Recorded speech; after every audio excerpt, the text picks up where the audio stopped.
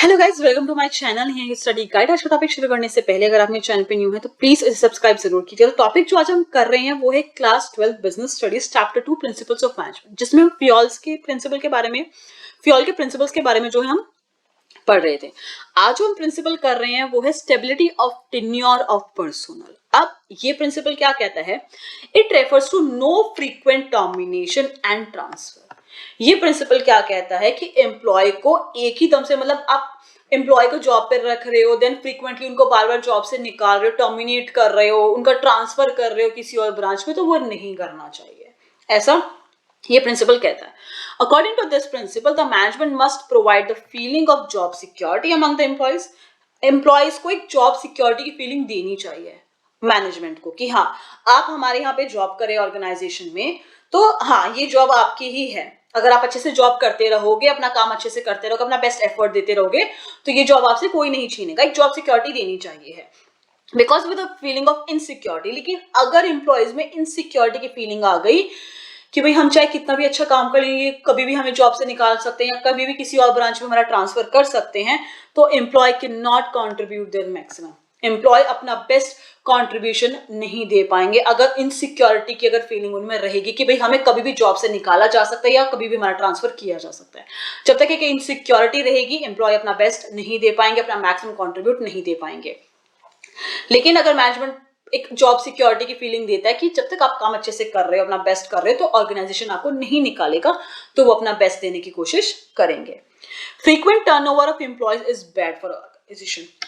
अगर बार बार एम्प्लॉयज को जॉब पे रखा जा रहा है, देन निकाला जा रहा है, देन नए एम्प्लॉयज को रखा जा रहा है, देन उनको जॉब से निकाला जा रहा है, देन नए एम्प्लॉयज को जॉब पे रखा जा रहा है, ये जो फ्रीक्वेंट टर्नओवर है ये बैड होता है ऑर्गेनाइजेशन के लिए। क्योंकि एम्प्लॉयज को बार बार जॉब से निकालना, देन नए एम्प्लॉयज को रखना, कहीं ना कहीं एडवर्टीजमेंट देना, उनको इंटरव्यू करना, उनको ट्रेन करना, कहीं ना कहीं टर्नओवर जो है एम्प्लॉय का वो इंक्रीज होगा, जो कि एक ऑर्गेनाइजेशन के लिए बैड होता है। And such decision must be taken when they are almost unavoidable. एक एम्प्लॉय को जॉब से तभी निकालना चाहिए जब हाँ, एक अनअवॉइडेबल चीज हो रही है कि अब आप इस एम्प्लॉय को अवॉइड मतलब नहीं कर सकते, मतलब इसकी हरकतों को, मतलब ये अपना बेस्ट काम नहीं कर रहा है या इसको काम आता नहीं है, हम इसको ट्रेन कर रहे हैं फिर ये सीख नहीं पा रहा है, कोई भी रीजन हो सकता है।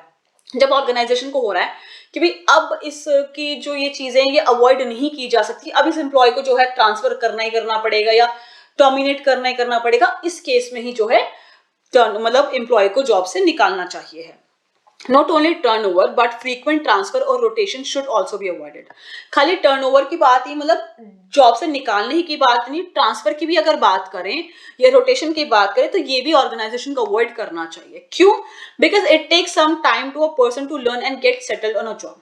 अब जब आप ट्रांसफर कर रहे हो किसी मतलब किसी पर्सन का एक जगह से दूसरी का ट्रांसफर कर रहे हो, अब एक पर्सन है जो जॉब है उसकी पुरानी जॉब है, अपने ऑफिस में वो काम कर रहा है, तो वहां पे वो सेटल्ड है, उसको पता है क्या काम कैसे करना है। लेकिन अब उसे आप नई जगह पे कहीं पे लेके जा रहे हो, आप उसको नई जगह पे भेज रहे हो, नए एनवायरमेंट में भेज रहे हो, तो उसे सेटल होने में, वहां का काम सीखने में, एक करने में थोड़ा टाइम तो लगेगा। और जब तक वो मतलब सेटल नहीं हो जाता, उसका ट्रांसफर नहीं हो जाता, कहीं ना कहीं वेस्टेज हो रहा है रिसोर्सेस का।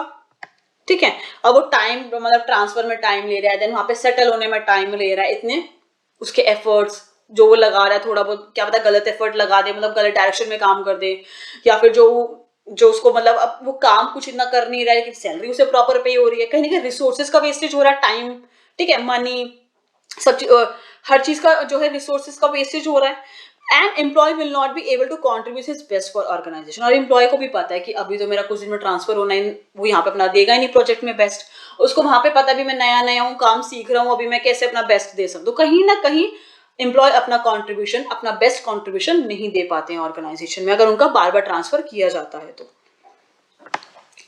पॉजिटिव इफेक्ट्स क्या है दिस प्रिंसिपल के? Improve efficiency level of employ. अगर आप बार बार ट्रांसफर नहीं करते हो, एम्प्लॉय को टर्मिनेट नहीं करते हो, एक जॉब सिक्योरिटी देते हो एम्प्लॉय को, तो अपना एफिशिएंसी लेवल इंप्रूव करेगा और टाइम का और रिसोर्सेज का वेस्टेज भी नहीं होगा।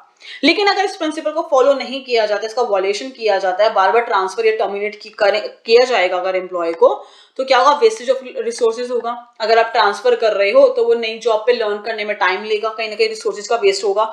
और कहीं ना कहीं बार बार टर्मिनेशन, बार बार जो है ट्रांसफर, अगर एक एम्प्लॉय का ट्रांसफर बार बार हो रहा है तो कहीं ना कहीं फ्रस्ट्रेट होगा, डिससेटिस्फैक्शन होगा एम्प्लॉयज में कि भैया तो कभी भी ट्रांसफर कर देते हैं, ठीक है, कभी भी टर्मिनेट कर देते, तो कहीं ना कहीं फ्रस्ट्रेशन आएगा, डिससेटिस्फैक्शन भी आएगा एम्प्लॉयज में। आई होप गाइस कि आपको ये टॉपिक जो है आज का क्लियर हो गया होगा। अगर आपको कोई भी डाउट है तो मुझसे कमेंट सेक्शन में पूछ सकते हैं। अगर आपको मेरी वीडियो पसंद है तो प्लीज उसे लाइक जरूर कीजिएगा, शेयर कीजिएगा। अगर आपने तो मेरे चैनल को सब्सक्राइब नहीं किया तो प्लीज उसे सब्सक्राइब जरूर कीजिएगा। मैं इस चैप्टर से रिलेटेड और वीडियोस जो है बहुत जल्दी ही अपलोड कर दूंगी। Thank you so much guys मेरी वीडियो देखने के लिए।